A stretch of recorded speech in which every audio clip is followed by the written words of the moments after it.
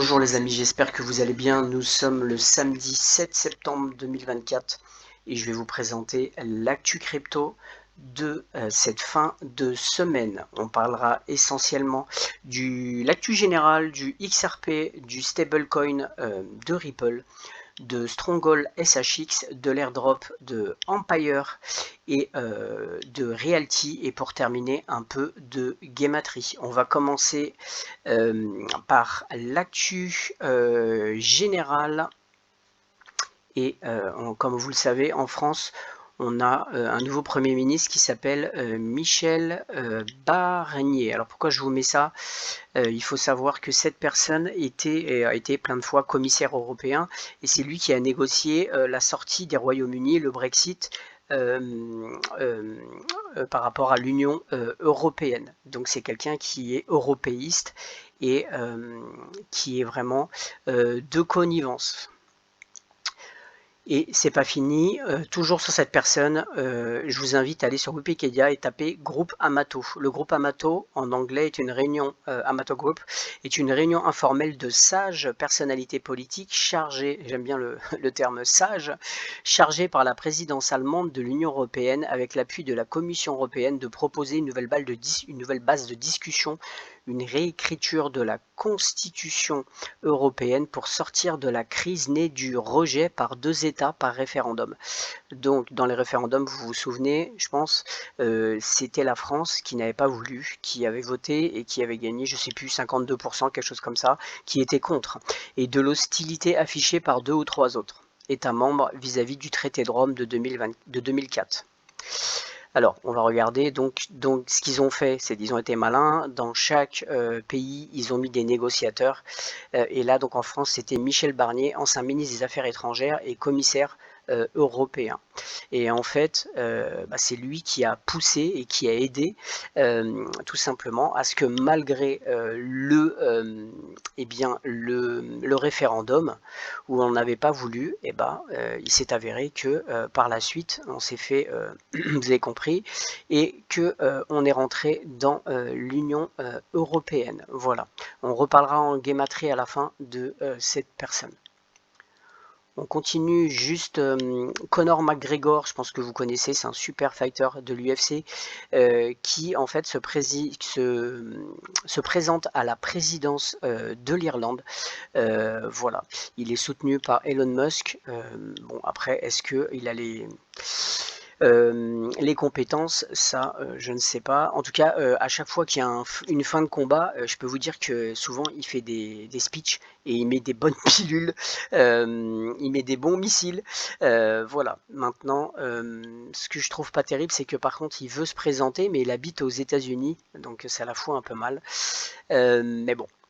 Moi, mon rêve, ça serait que Djokovic soit président de la Serbie. On continue et on a la Fed qui frappe la banque texane. Alors, ils attaquent en fait tout simplement et ils empêchent donc cette banque de pouvoir servir les entreprises de crypto. Voilà, donc on voit que la Fed et la SEC sont ensemble pour tout simplement empêcher un petit peu que la technologie avance aux États-Unis. Enfin, en tout cas, moi, ce que je vois, c'est que, par exemple, la SEC, honnêtement, quand on regarde il y a 4 ans, quand elle a commencé le procès contre Ripple et qu'on regarde maintenant, beaucoup de gens maintenant se marrent quand ils attaquent parce qu'ils ont perdu beaucoup de procès, ils ont perdu de leur prestance et maintenant il y a plein de gens qui se foutent de leur gueule et en fait on peut voir qu'ils perdent quand même de leur crédibilité et de leur puissance et à mon avis ils jouent toujours sur un seul facteur, c'est le fait qu'il n'y a pas de régulation, il n'y a pas de réglementation et du coup ils jouent sur ça pour mettre des amendes et racketter les entreprises et empêcher qu'ils se développent plus vite. On continue et on a le FMI qui avertit les recettes pétrolières saoudiennes de baisser plus fortement cette décennie. En fait, ce qu'ils veulent faire, c'est pas compliqué. Ils veulent en fait que le- les Saoudiens baissent en fait, réduisent en fait l'offre afin que les prix augmentent. Et si c'est le cas, l'Europe, elle va souffrir. On continue, toujours le FMI. Les responsables ukrainiens s'attendent à ce que le FMI dévalue la monnaie, baisse les taux. Il faut savoir que c'est hallucinant. On a un fonds monétaire international euh, qui fait ce qu'il veut avec les États. Et en fait, là, le but, c'est il va dévaluer la monnaie et baisser les taux par rapport aux dettes qu'ils ont. Mais c'est ce qu'on voit là, ça va être dans plusieurs pays. Il faut savoir que l'Ukraine n'arrive pas à payer les dettes qu'elle doit, ça on s'en doutait, qu'elle doit. Et eh bien, on, ça sera en tout cas dans beaucoup de pays, je pense, et on voit bien que de toute façon, le but, c'est de dévaluer les monnaies, c'est de casser les monnaies pour arriver aussi au système numérique. On continue et là, c'est le FBI qui avertit que des hackers de Corée du Nord pourraient cibler les ETF Bitcoin et Ethereum. Bon, perso, déjà, je pense que c'est plus judicieux, si vous voulez du Bitcoin et Ethereum, d'acheter directement plutôt que des ETF. Mais bon, après, il y a des gens, c'est vrai que c'est plus facile. Mais bon, en tout cas, moi, comme je suis quelqu'un qui gobe pas forcément tout ce qui est écrit, pour moi, ça veut dire qu'il peut y avoir effectivement des hacks. Par contre, de cibler la Corée du Nord, c'est pas forcément, pour moi, ce sera pas forcément la Corée du Nord. Ça peut très bien être carrément d'autres pays qui détiennent beaucoup d'ETF d'ailleurs, qui pourraient le faire. On continue et maintenant on va parler de Stronghold. Alors il y a un vote de gouvernance et en fait je vous fais un résumé, en fait ils font focus sur les API tout simplement. Et cette proposition demande quel ensemble d'API devrait être priorisé pour le développement et la publication dans la console de développement en accès ouvert stronghold.net. Et on va juste regarder, voilà, c'est les trois qui vont être priorisés.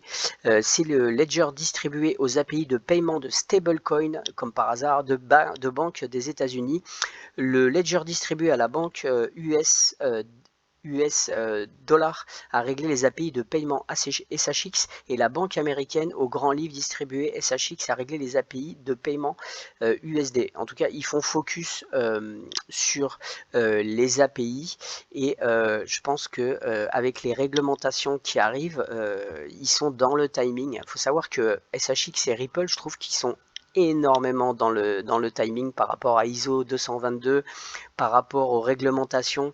Faut savoir que Stronghold, ça va être tout simplement une banque.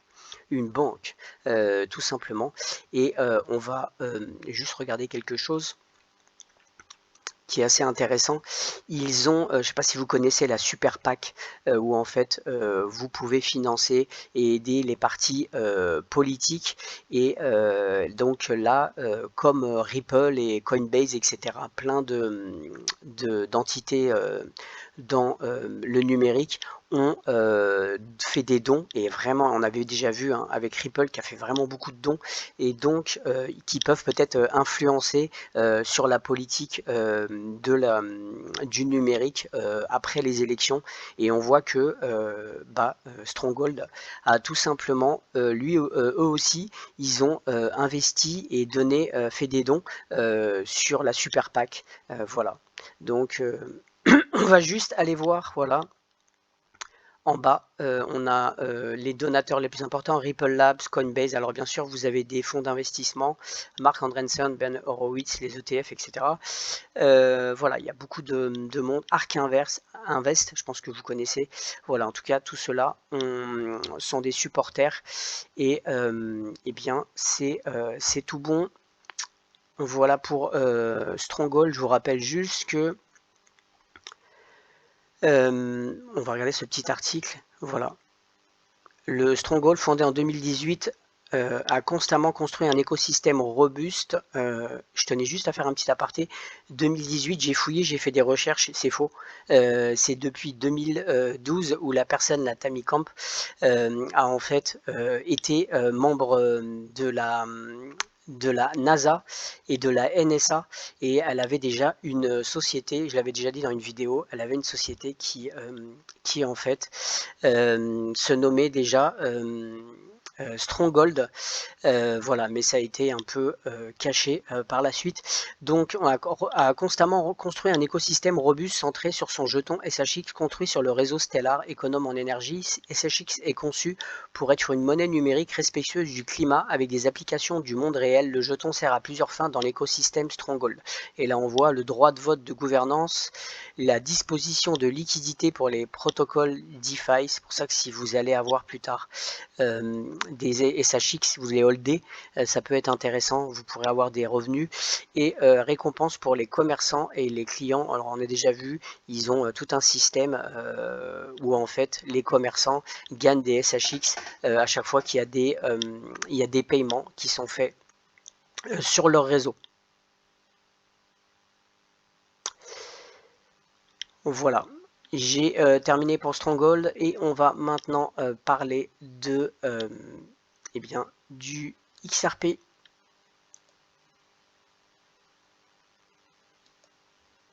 Voilà, et on va juste regarder les AMM, ça monte encore. On est cette fois-ci maintenant à 13, on était à 12, maintenant on est à 13, donc ça monte petit à petit.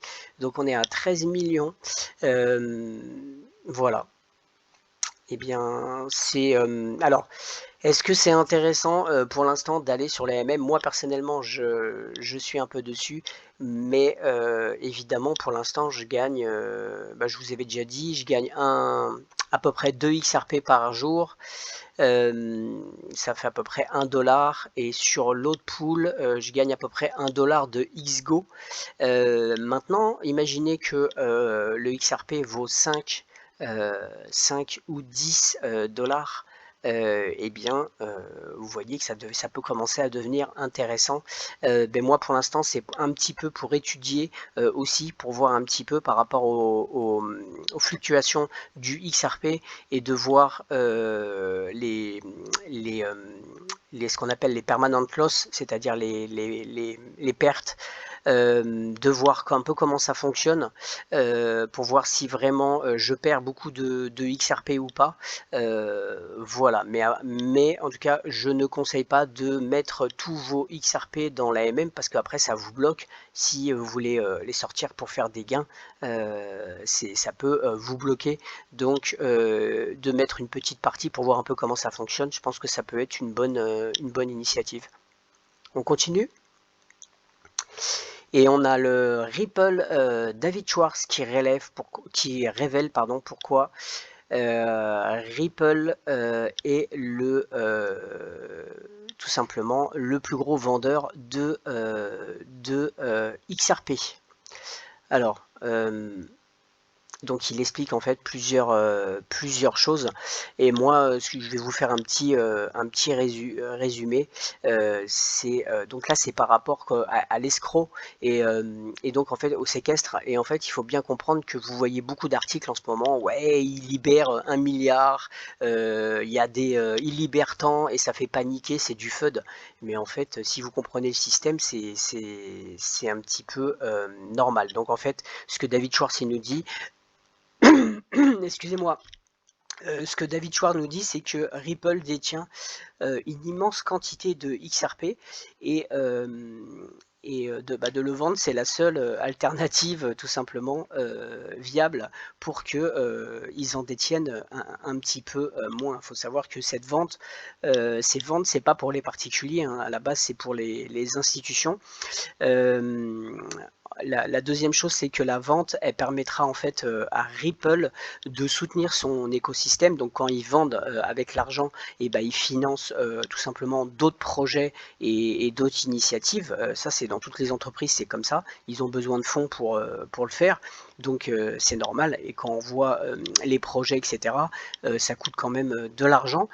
Voilà, maintenant, je pense qu'il y a quelque chose qui peut changer, c'est que il y a l'arrivée des stablecoins et que je pense que l'arrivée des stablecoins, ça va tout simplement faire un salaire, c'est-à-dire que il va y avoir en fait des revenus qui vont arriver pour Ripple.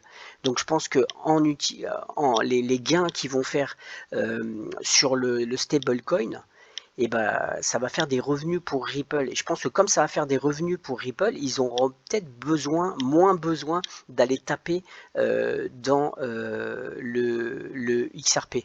Mais de toute façon, l'objectif pour eux, c'est justement de ne pas être le plus grand détenteur de XRP.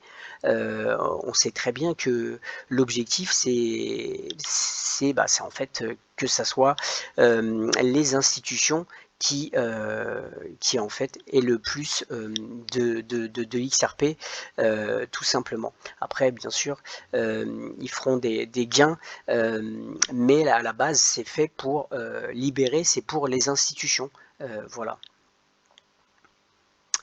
Donc voilà, il faut savoir que dans l'escroc, il y a à peu près 39,5 milliards dedans. Et donc moi je pense que le point intéressant, c'est que le stablecoin va ramener des revenus et que je pense qu'ils vont à ce moment-là moins taper sur le XRP. Et il faut aussi comprendre que cette libération de XRP dans l'escroc, ça leur fait un revenu, c'est tous les mois. C'est pas fait pour, c'est pas anodin que ce soit tous les mois, c'est parce que ça leur fait tout simplement un revenu mensuel qui pour eux il est stable, c'est tous les mois. Donc à ce moment-là, ils auront moins besoin de vente de XRP avec le stablecoin. Voilà. On continue.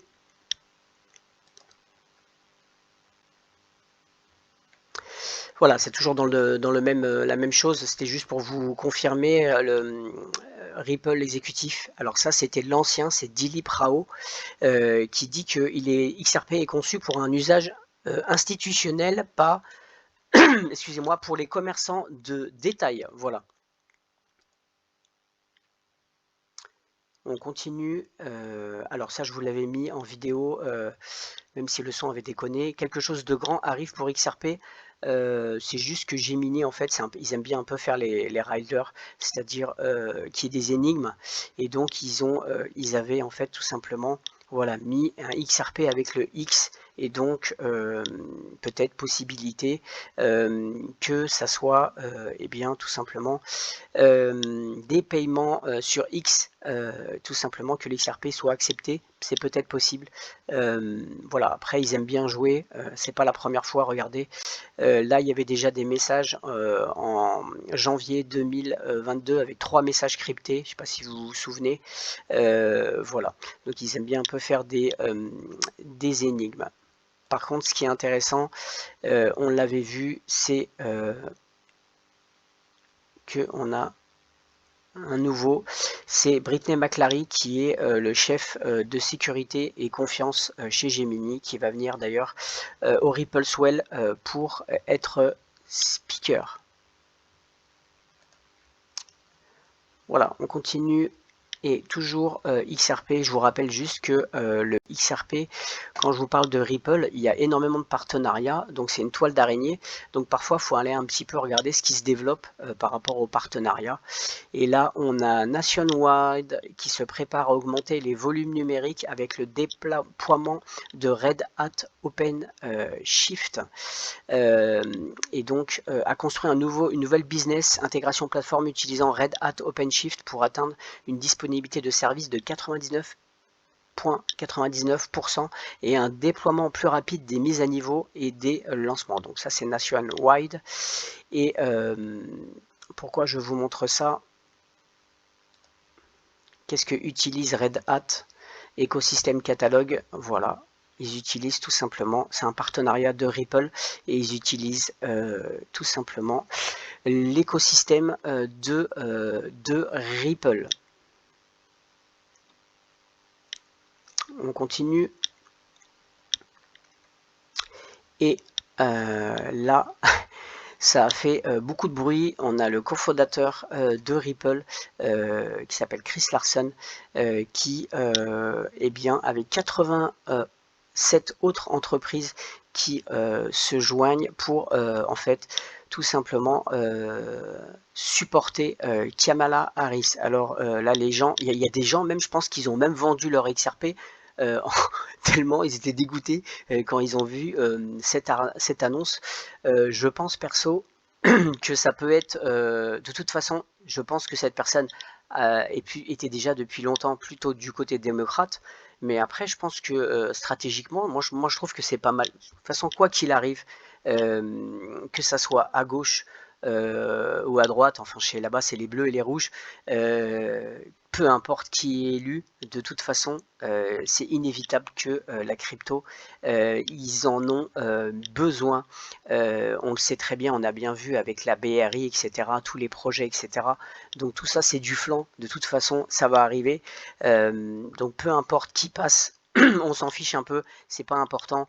Voilà, que ça soit Kamala Harris ou Trump, de toute façon, la crypto, c'est la technologie qui va l'emporter et ils vont être obligés de l'accepter parce que en face, il y a les briques qui, eux, construisent une infrastructure de malade et qu'ils vont être obligés de suivre.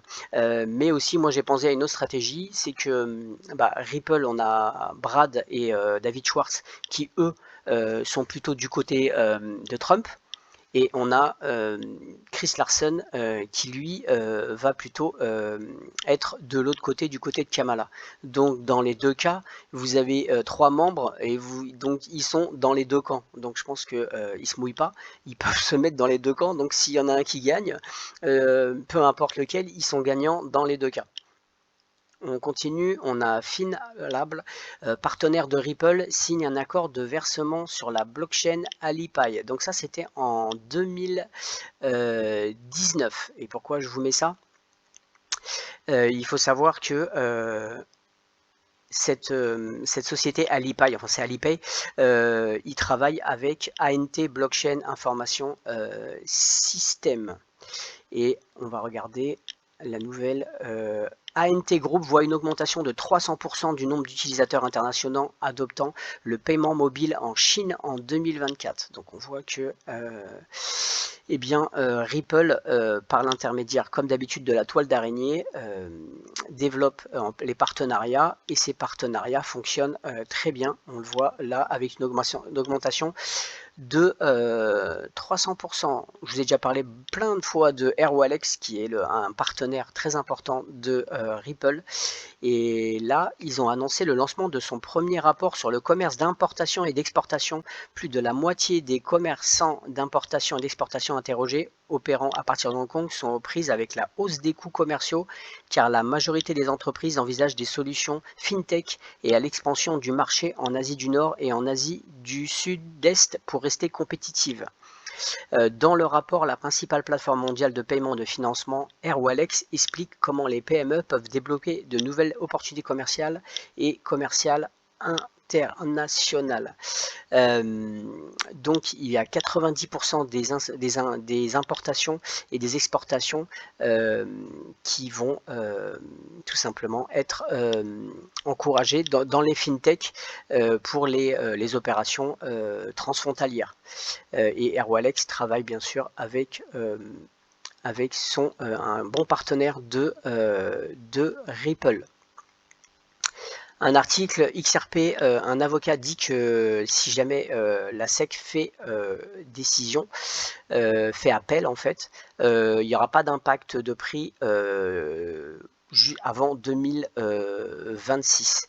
alors je suis pas tout à fait d'accord, il y aura quand même un impact s'il y a un appel, mais il y aura un impact, je pense, sur un court terme, il y aura effectivement un impact, il va y avoir une chute, c'est sûr. Voilà, mais après, effectivement, s'il y a un appel, ça peut durer encore hyper longtemps cette affaire. Et, je pense que ça peut être le but hein, de la SEC, on le voit, hein, ça fait 4 ans déjà, donc pourquoi pas continuer à 5, 6, ça peut continuer, mais à la limite on s'en fout, puisque on voit que tout se développe. Donc ils sont en train on voit que Ripple travaille chaque jour et développe.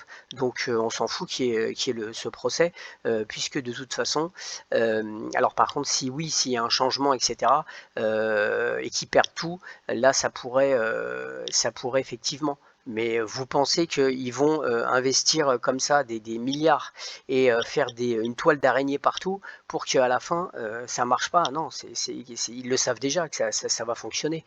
Donc c'est pas, voilà, faut pas, je pense, trop s'inquiéter de ça. Et juste, je voulais vous dire aussi, au niveau, on pourrait dire spirituel ou ésotérique, comme vous le savez, XRP ça représente en fait le phénix. Et le phénix en fait, dans la mythologie en fait, il renaît, il brûle donc et renaît de ses cendres. Et en fait, moi je compare ça en fait à ce qui brûle. C'est tout simplement un peu comme c'est tout simplement que le procès en fait c'est ça. C'est-à-dire que le procès en fait ça a un peu brûlé le XRP, c'est-à-dire qu'il est mal vu de tout le monde. Et donc, par rapport à ça, on sait que dans la mythologie, il brûle, mais après il renaît de ses cendres. Donc je pense que quand il y aura la fin de ce procès, c'est là où le XRP va renaître de ses cendres. Après, on va dire que c'est une explication ésotérique. Voilà, on continue et donc on a vu que ils doivent payer 125 millions d'amende et que ça a été mis sur un compte un peu comme un séquestre, comme un compte séquestré. Et donc en fait c'est la SEC qui a voulu en fait que ça soit mis sur quelque chose de bloqué, un compte bloqué. Et ça peut-être vouloir dire qu'ils veulent peut-être faire justement appel. En tout cas, ça paraît logique que s'ils bloquent, c'est qu'ils veulent tout simplement faire appel. Voilà, maintenant on va terminer pour le XRP, juste vous parler un tout petit peu pour moi de cette importance en fait du stablecoin qui arrive, on le sait, il a dit que c'était dans quelques semaines. Et en fait pour moi, comme vous le savez, Tether, il n'y a pas les réglementations, ils seront pas les réglementations, ils vont pas cocher toutes les cases. Donc, qu'est-ce qui reste? Eh ben, il peut rester. Alors après, bien sûr, il y a des applications où vous allez avoir des ribambelles de stablecoin qui vont arriver. Mais on peut voir aussi que je pense que, eh bien pour moi, le stablecoin de Ripple va être vraiment hyper important. Et bien sûr, tout le monde va dire que c'est l'USDC qui sera vraiment le grand gagnant, mais je suis pas certain parce que en fait, pour vous résumer un petit peu, l'USDC, il n'a pas possibilité d'offrir une solution tout en un. Comme le stablecoin de Ripple. En fait, Ripple, c'est dans son écosystème, vous avez en fait, vous avez le stablecoin, le RUSD, mais c'est dans l'écosystème déjà du XRP. Alors que l'USD, c'est sur une blockchain, mais qui est une blockchain qui ne leur appartient pas. Là, le stablecoin de Ripple, c'est tout simplement sur la même blockchain, c'est-à-dire sur le XRP Ledger, et qui sont de la même, du même écosystème. Et là c'est quand même un gros avantage en fait. Voilà. Donc, donc en fait, Ripple il fournit une solution complète pour les paiements transfrontaliers et il ne nécessite pas un partenariat avec d'autres fournisseurs, alors que l'USDC, si, Tether, pareil. Donc je pense que il y a vraiment des gros avantages pour le stablecoin. Il y a aussi, je ne sais pas si vous savez, l'USDC, il y a des DPEG. C'est-à-dire que des fois, il y a des pertes un petit peu du prix. Et donc, ça, c'est aussi important. Donc, voilà pourquoi moi, je pense personnellement qu'il va être le leader. Ça sera même pas le deuxième. Pour moi, je pense que ça sera, bien sûr, au fil du temps, mais ça sera le leader. Voilà, j'ai presque terminé pour le XRP. Je voulais juste vous montrer quelque chose que d'ailleurs j'avais vu, parce que je voyage, ça m'arrive de voyager. J'aime beaucoup l'Amérique du Sud, en Colombie. Et je voulais juste vous montrer, alors c'est malheureusement pas en français, mais vous avez ce qu'on appelle Peer System, et il travaille avec le gouvernement colombien. Alors on sait aussi que la banque de Colombie travaille pour les CBDC avec Ripple. Mais là, excusez-moi, mais là, en fait, c'est le gouvernement. Alors, c'est tout ce qui est par rapport au titre foncier. Et donc, eh bien, le XRP Ledger travaille en collaboration avec le gouvernement pour donner des titres fonciers sur la blockchain, parce que en fait, en Colombie, parfois, c'est un petit peu comme parfois en Afrique, vous pouvez acheter, on va dire, une maison, un terrain, et en fait, après que vous l'avez acheté, vous avez le proprio qui arrive, il dit mais vous faites quoi là? Et en fait, c'est tout simplement que il y avait un faux papier, et c'est une autre personne qui vous l'a vendu, et il s'est barré après. Ça peut, enfin, en tout cas en Colombie, je le sais parce que j'ai vécu plusieurs mois en Colombie, ça arrive assez fréquemment. Là, avec la blockchain, tout est enregistré, il n'y a pas de corruption, de fraude. Voilà. Je vais peut-être pas vous passer la vidéo parce que c'est pas en français, mais si vous êtes intéressé par le lien, il vous explique un petit peu le cheminement. Voilà. J'ai terminé pour le XRP, mais vous montrer. Je vous invite à vous abonner tout simplement au Twitter de David Schwartz, parce qu'en fait il met des énigmes tous les jours, et c'est assez marrant en fait. Il y en a que ça m'est déjà arrivé d'en décoder.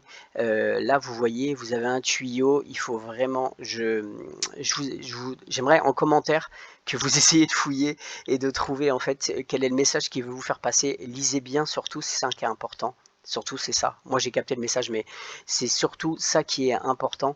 Bien sûr, le tuyau qui, je vous aide un petit peu, qui ramène la liquidité, l'eau, et aussi là, il y a des choses intéressantes, mais surtout lisez-la et n'hésitez pas à me dire vos propositions en commentaire. Voilà, j'ai terminé. On va juste parler maintenant de l'airdrop de Xempire. Il y a juste 3 critères qui sont importants, mais vraiment j'insiste, c'est la connexion au portefeuille. Vous devez vous connecter à un portefeuille Ton.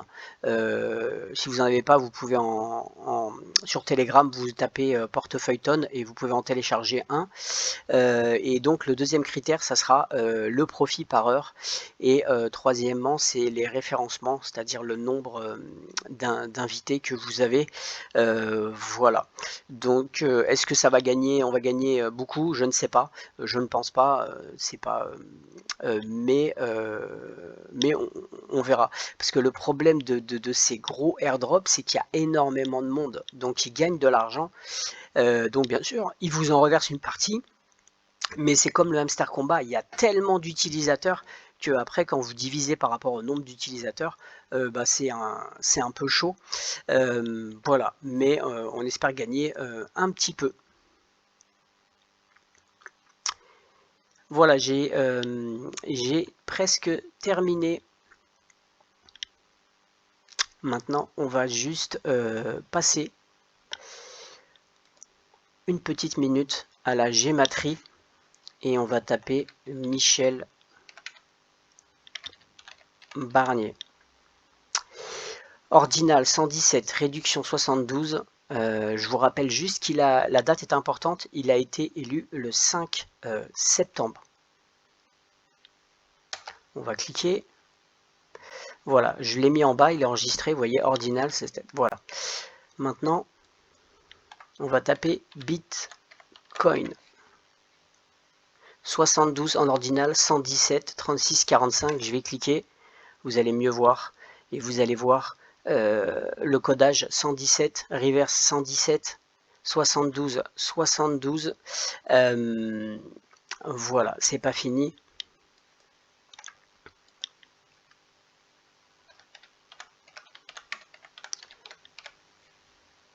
Market crash. Voilà, market crash 117, 72. 72, retenez bien ça pour le Bitcoin en ordinal, c'est important. Donc vous voyez que ces trois-là ont la même structure avec le 117, le 72, ils sont reliés. Vous allez dire, mais quel rapport entre Michel Barnier et le Bitcoin? En fait, c'est quand vous faites en Gematria, c'est du codage. Et les dates sont importantes quand ils sortent quelque chose dans les médias. Donc là, c'était le 5 septembre. Qu'est-ce qui s'est passé le 5 septembre? Vous avez eu un crash, le 5 au soir, vous avez eu un crash du marché. Et sur quoi était le crash? Bah sur essentiellement, bon, les autres sont tombés bien sûr, mais c'est le Bitcoin. Voilà.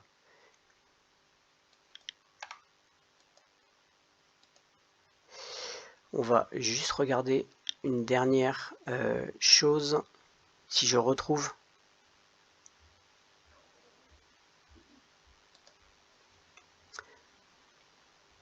Voilà, Chris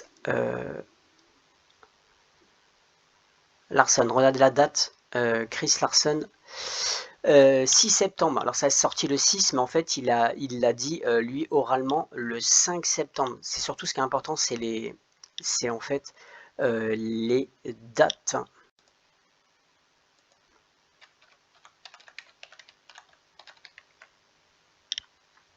Voilà, on va taper, hop, Chris Larson, regardez en bas, Chris Larson, 171.